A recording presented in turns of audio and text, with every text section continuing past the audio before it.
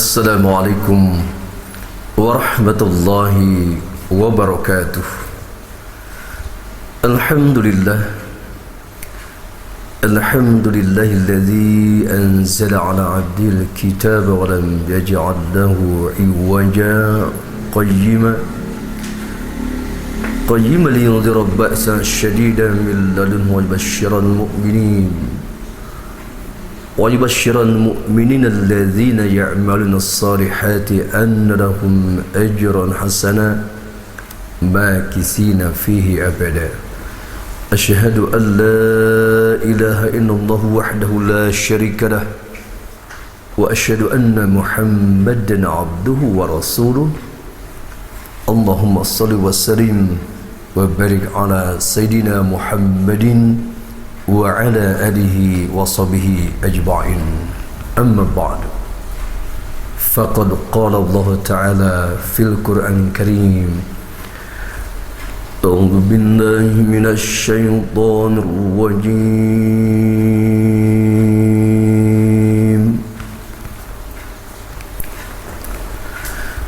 بسم الله الرحمن الرحيم.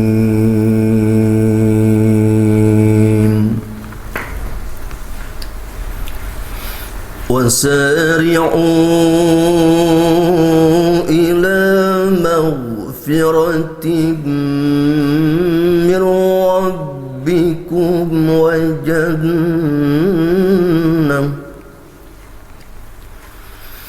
وجنة عرضها السماوات والأرض أعدت للمتقين الذين ينفقون في السراء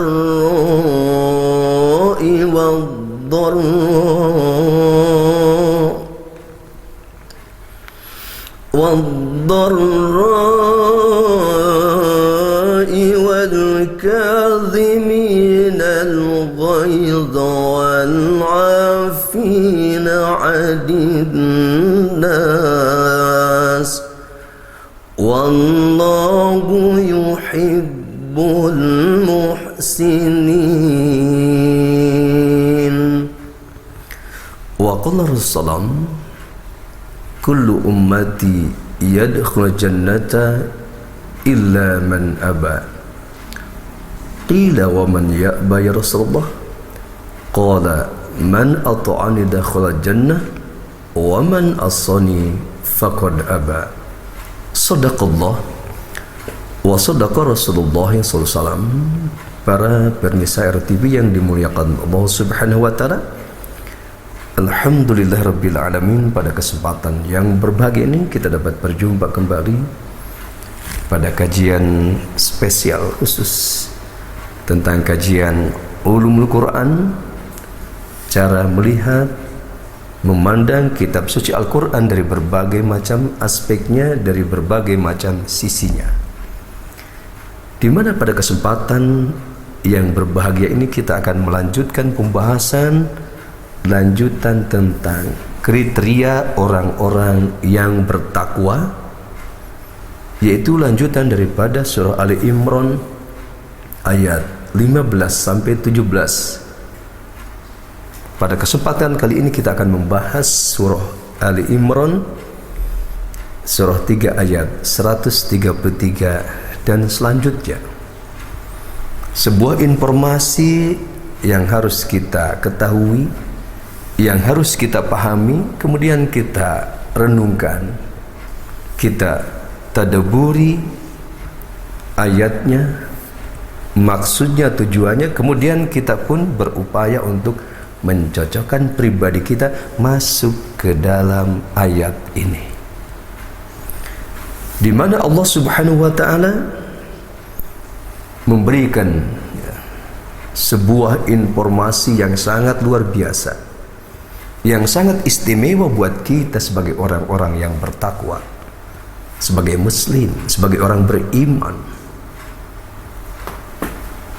Telah kita bahas pada surah Ali Imran ayat 15-17 bahwa Allah Subhanahu wa taala memberikan 3 hadiah sekaligus kepada orang-orang yang bertakwa. Yang telah kita bahas yaitu surga, pasangan yang disucikan dan mendapatkan keridhaan Allah Subhanahu wa taala. Kemudian pada surah Ali Imran ayat 133 sebuah informasi kepada kita agar kita dalam menempuh kehidupan ini yang sementara ini jangan sampai kita sia-siakan. Jangan sampai kita banyak membuang waktu dengan melakukan pekerjaan-pekerjaan yang tidak bermanfaat, khususnya untuk kehidupan akhirat. Allah Subhanahu wa taala memberikan informasi melalui firman-Nya, A'udzubillahi minasyaitonir rajim. وسارعوا إلى مغفرة من ربكم وجنة. Ini dalam riwayat Hafs an Asim Thoriq Syatibiyah, yaitu menggunakan kata wasari'u. Ya, dalam riwayat lain khususnya pada riwayat Qalun dan Warsh itu tanpa huruf waw, jadi dengan sari'u. Nah, dari sisi pahala tentunya wasari'u lebih banyak, yaitu tambahan huruf waw. Sari'u lebih kuat dari sisi penekanan untuk menyegerakan. Jangan sampai kita nunda-nunda waktu. Wasari'u ila maghfiratim mir rabbikum wa jannah. Dan bersegeralah kamu semua, wahai umat Islam, wahai orang-orang yang beriman, wahai orang-orang yang bertakwa, jangan sampai kita menyia-nyiakan waktu, jangan sampai kita menunda-nunda waktu, yaitu untuk apa? Bersegera untuk mendapatkan ampunan Tuhan kamu semua, yaitu Allah Subhanahu wa taala. Wa jannah, dan surga. Wa jannatin arduhas samawati wal ardu uiddat lil muttaqin, itu surga yang luasnya seluas langit dan bumi yang Allah sediakan bagi orang-orang yang bertakwa. Pada ayat ini pertama kita untuk mensegerakan untuk mendapatkan ampunan Allah Subhanahu wa taala. Dalam arti kita pun berupaya dalam mengisi kehidupan kita sehari-hari kita, di samping kita melaksanakan ibadah-ibadah yang mahdhah, yang utama, yang pokok, seperti mengerjakan ibadah salat wajib, salat sunnah, zikir kepada Allah Subhanahu wa taala, juga membaca kitab suci Al-Quran Karim, secara khusus tentunya kita pun bagaimana di sela-sela kesibukan kita, aktivitas kita, siapapun kita, apapun profesi kita, tetapi luangkan waktu untuk mendapatkan ampunan Allah Subhanahu wa taala itu dengan memperbanyak istighfar, dengan memperbanyak memohon ampunan kepada Allah Subhanahu wa taala. Dalam sebuah riwayat, Rasulullah SAW memberikan contoh teladan buat kita semua. Dalam sebuah riwayat yang diriwayatkan oleh Imam Bukhari, Rasulullah bersabda, "Wallahi inni la astaghfirullah wa atubu ilaihi fil yawmi aktsar min 70 marratan." Wallahi, demi Allah, sesungguhnya aku selalu beristighfar kepada Allah Subhanahu wa taala dan bertaubat kepadanya setiap hari lebih dari 70 kali. Kata 70 kali dalam konteks hadis ini bukan 70 Indonesia, tetapi menunjukkan betapa banyaknya Rasulullah SAW memohon ampunan kepada Allah Subhanahu wa taala.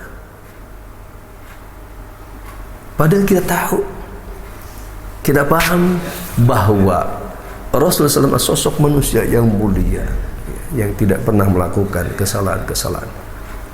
Dosanya sudah Allah ampuni, baik yang telah maupun kemudian. Tetapi beliau memberikan contoh kepada kita semua agar kita pun mengikuti jejak langkahnya untuk memperbanyak istighfar kepada Allah Subhanahu wa taala. Dengan istighfar yang pendek, dengan istighfar yang panjang. Bahkan dalam riwayat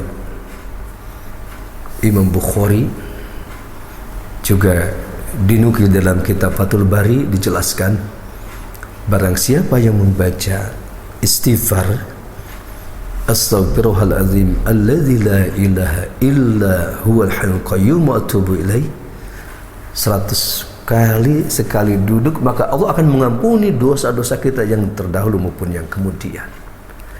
Ini tentunya sebuah konsep buat kita semua. Oleh sebab itu kita mempunyai tugas saling memberikan nasihat, saling mengingatkan. Nah, salah satu contohnya supaya kita lebih konsentrasi, lebih fokus di dalam bermunajat kepada Allah Subhanahu wa taala. Bagaimana agar setiap saat kita terhubung dengan Allah Subhanahu wa taala? Maka tentunya setiap kita masing-masing di rumah kita masing-masing hendaklah mempunyai zawiyah, satu tempat khusus, satu gelar sajadah. Mau di pojokan rumah kita, ya, mau disekat mungkin dengan lemari atau apapun, yang penting tempat tersebut tidak terganggu ketika kita bermunajat kepada Allah Subhanahu wa taala. Untuk apa? Untuk lebih fokus. Bagi sahabat-sahabat khususnya pemirsa RTP, barangkali di antara kita juga sudah mempunyai zawiyah masing-masing, akan merasakan sesuatu yang berbeda dibanding ketika kita belum mempunyai zawiyah tersebut. Kenapa? Karena dengan zawiyah tersebut, ya, tatkala ya, kita ada kesempatan waktu, ya, di sela-sela kesibukan kita, kita pun ke zawiyah, ya. Di situ sholat 2 rakaat, mungkin 4 rakaat, ya. Kemudian setelah itu kita pun mohon ampunan kepada Allah Subhanahu wa taala agar kita diberikan, ya, pengampunan atas kesalahan-kesalahan kita, atas dosa-dosa kita. Apalagi hidup di zaman sekarang ini tentunya banyak sekali, ya, kesalahan-kesalahan, ya. Mungkin dosa-dosa yang kita lakukan yang tanpa kita sadari. Kenapa? Karena memang zamannya berbeda. Maksiat banyak di depan mata kita. Baik maksiat yang dilakukan dengan pandangan mata kita, dengan hati kita, bahkan mungkin dengan perilaku-perilaku kita. Nah, kesempatan emas agar kita selalu terhubung dengan Allah Subhanahu wa taala. Ini sebuah konsep yang sangat luar biasa yang harus kita kembangkan melalui zawiyah untuk memohon ampunan Allah Subhanahu wa taala. Dan tentunya tidak sekedar kita memohon ampunan dengan memperbanyak istighfar, tetapi sekaligus dengan taubat. Rasulullah SAW beristighfar kemudian juga diikuti dengan taubat kepada Allah Subhanahu wa taala. Maksudnya apa? Ketika kita banyak istighfar, maka kita pun kembali kepada Allah Subhanahu wa taala dengan cara, ya, menjauhi, ya, perbuatan-perbuatan yang dilarang oleh Allah Subhanahu wa taala dengan jalan melaksanakan perintahnya. Ini yang pertama. Jangan sampai kita menunda-nunda waktu untuk mendapatkan ampunan Allah Subhanahu wa taala, juga untuk mendapatkan surganya yang luasnya seluas langit dan bumi, yang Allah sediakan bagi orang-orang yang bertakwa. Mungkin rumah kita di dunia hanya sekian meter, ya, mungkin ada 50 meter, 100 meter, mungkin ada yang sekian meter lagi. Tetapi ketika masuk surga, kita mempunyai tempat tinggal kita di surga itu seluas langit dan bumi. Ini subhanallah, penawaran yang Allah sampaikan kepada kita, khususnya bagi orang-orang yang bertakwa. Kemudian Allah Subhanahu wa taala memberikan rincian yaitu ciri-ciri orang yang bertakwa yang akan mendapatkan ampunan Allah dan surganya seluas langit dan bumi, yang Allah khususkan bagi orang-orang yang bertakwa, yaitu alladzina yunfiquna bis-sarra'i wad-dharra. Itu orang-orang yang selalu mendermakan hartanya pada waktu lapang juga pada waktu sempit. Ketika lapang, rezeki kita banyak, uang kita banyak, maka bersegeralah dermakan sebagian harta yang Allah berikan kepada kita. Ya, tentunya untuk membantu menolong saudara-saudara kita yang kekurangan, mungkin dari sisi pendidikannya, mungkin dari sisi ekonominya. Karena saat ini khususnya Indonesia misalkan ya, kebodohan bertambah, kemiskinan bertambah ya. Pendidikan kita tidak stabil, banyak yang tidak mampu mengenyam sekolah-sekolah. Ini perlu kita pikirkan secara bersama melalui infak kita ketika lapang maupun ketika sempit. Kita berusaha untuk mendermakan harta yang Allah berikan kepada kita untuk memberikan bantuan kepada orang-orang yang membutuhkannya. Karena saat ini tentunya kalau kita renungkan tidak seimbang. Yang kaya makin kaya, yang miskin makin miskin. Bahkan menurut informasi ya, ada beberapa daerah ya, ada beberapa lokasi, bahkan ada beberapa gunung yang dimiliki hanya beberapa orang saja ya. Entah tujuannya untuk apa. Padahal itu kalau kita pikirkan, belum tentu ya, yang mempunyai tanah yang luas menjadi miliknya nanti negeri akhirat, belum tentu kalau memang tidak diinfakkan untuk jalan-jalan kebaikan. Ini tentunya kesempatan emas buat kita semua.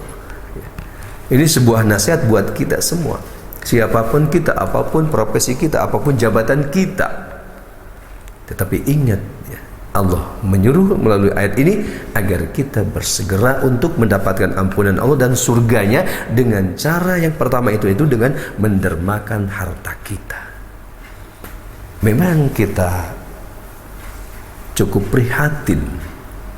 Kenapa? Karena beberapa informasi ya memberikan penjelasan bahwa ya nilai zakat mal kita Indonesia ini sangat luar biasa ya, 217 triliun.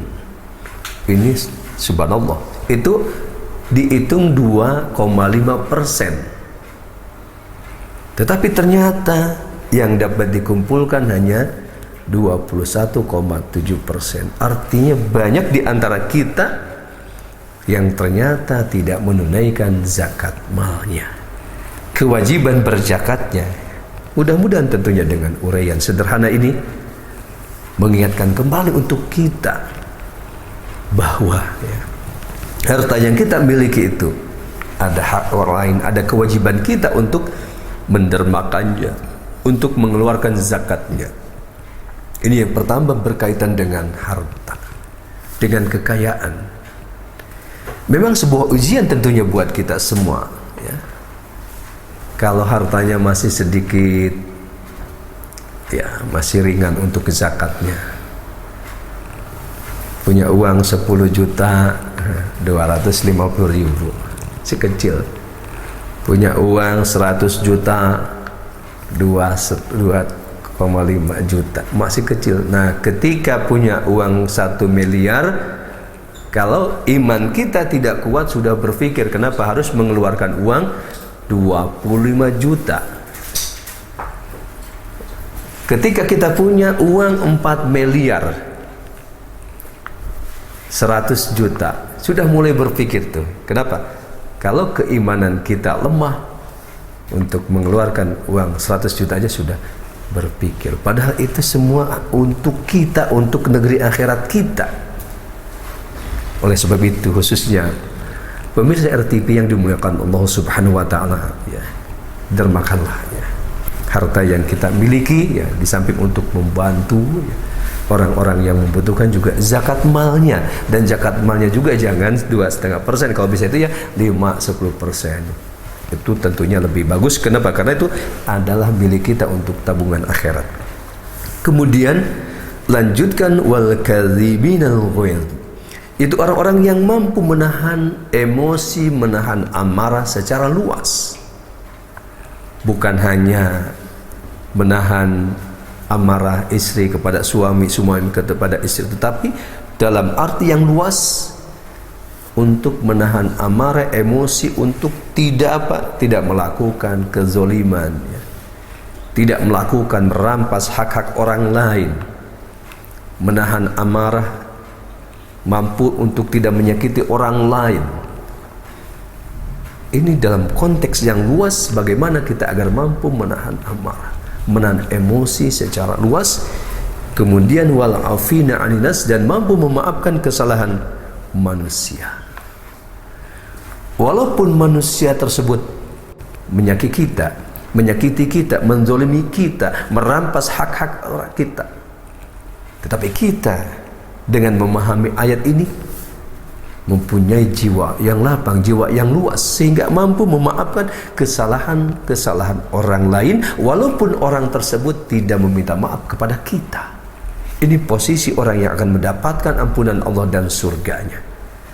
Mendermakan hartanya dalam keadaan lapang dan sempit, kemudian mampu menahan emosi, juga mampu memaafkan kesalahan orang lain. Oleh sebab itu, pemirsa RTP yang dimuliakan Allah Subhanahu wa taala, ada sebuah konsep tentunya yang perlu kita latih, terutama pribadi saya, latihan yang sederhana agar kita mampu mempunyai hati yang lapang, kemudian mampu memaafkan kesalahan-kesalahan orang lain yang pernah menzalimi kita, yang pernah menyakiti kita, yang pernah merampas hak-hak orang kita.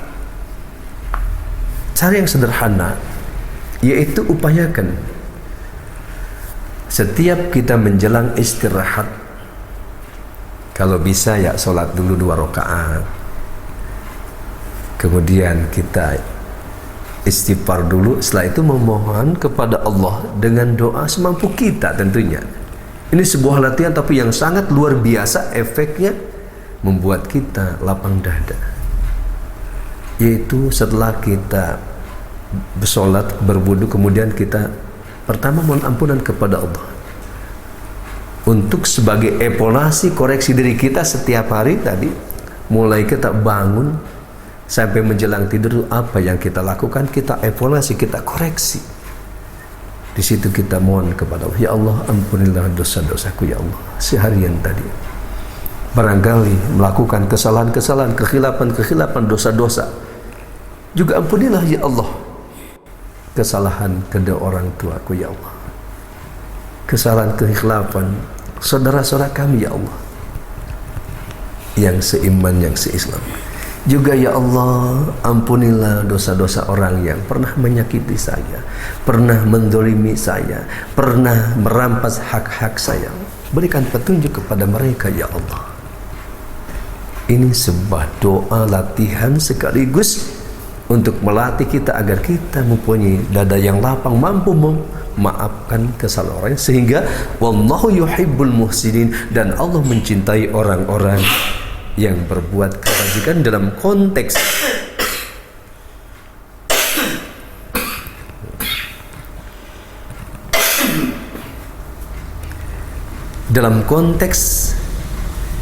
kita itu terus berbuat baik sekalipun kepada orang-orang yang masih memusuhi kita, yang masih menzalimi kita, yang masih menyakiti kita. Ini beberapa konsep penting dalam konteks memahami agar kita mendapatkan ampunan Allah Subhanahu wa taala dan mendapatkan surganya. Nah, ketika kita sudah terjerumus melakukan dosa-dosa besar, maka kita pun Jangan sampai menunda 2 waktu ya. Kita segera untuk bertaubat dengan taubatan nasuha, memohon ampunan kepada Allah Subhanahu wa taala. Sehingga kelak ya, Allah mengampuni dosa-dosa kita. Allah memberikan petunjuk kepada kita menuju jalan yang lurus, yang benar. Juga tentunya kita berharap ketika kita menghadap Allah Subhanahu wa taala dengan mengikuti masuk kepada ayat ini, kita melebur pribadi kita ini ya, termasuk orang-orang yang banyak mohon ampunan kepada Allah, mendermakan hartanya, kemudian mampu menahan amarah emosi, mampu memaafkan kesalahan orang lain. Tentu kita berharap ya, ketika kita menghadap Allah Subhanahu wa taala, Allah memberikan ampunan kepada kita, maghfirahnya, memberikan rahmat kasih sayangnya. Tentunya kita berharap dimasukkan ke dalam surga dan mendapatkan keridhaannya. Amin ya rabbal alamin. Terima kasih. Wassalamualaikum warahmatullahi wabarakatuh.